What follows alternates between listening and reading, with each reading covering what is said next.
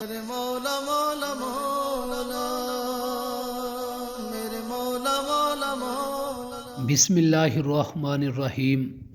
السلام علیکم ورحمۃ اللہ وبرکاتہ۔ ناظرین، آپ سب دوستوں کو ہمارے چینل میں خوش آمدید۔ آج میں آپ سب دوستوں کو شب برات کے حوالے سے مسنون دعائیں، اذکار اور نوافل کے بارے میں بتاؤں گا۔ شب برات کی رات آپ صلی اللہ علیہ وآلہ وسلم سے یہ دعا منقول ہے: اللہم اعوذ برضاک من سخطک واعوذ بمعافاتک من عقوبتک واعوذ بک منک لا احصی ثناء علیک انت کما اثنیت علی نفسک۔ ترجمہ: اے اللہ، میں تیرے غضب سے، تیری خوشنودی اور رضا کی پناہ میں آتا ہوں، تیری سزا سے، تیری معافی کی پناہ میں آتا ہوں، اور تجھ سے ڈر کر تیری ہی پناہ میں آتا ہوں۔ میں تیری حمد و ثنا ایسی نہیں کر سکتا جیسی حمد و ثنا تو خود اپنے لیے کرتا ہے۔ شب برات کی رات کو اس دعا کو پڑھنا بہت ہی زیادہ فضیلت کا باعث ہے۔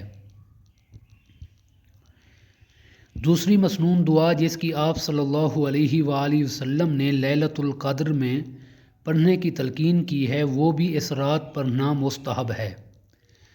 وہ دعا کون سی ہے؟ اللہم انک عفو کریم تحب العفو فاعف عنی۔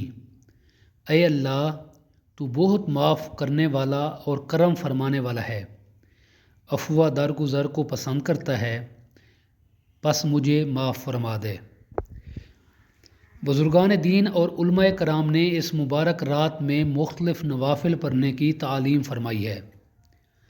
اس رات کو نماز مغرب کے بعد 2 رکعت نفل اس طرح پڑھے جائیں کہ ہر رکعت میں سورۃ فاتحہ کے بعد سورۃ حشر کی آخری 3 آیات ایک مرتبہ اور سورۃ اخلاص کو 3 بار پڑھا جائے، یعنی سورۃ فاتحہ کے بعد سورۃ حشر کی آخری 3 آیات 1 دفعہ اور سورۃ اخلاص کو 3 دفعہ پڑھا جائے دونوں رکعتوں میں۔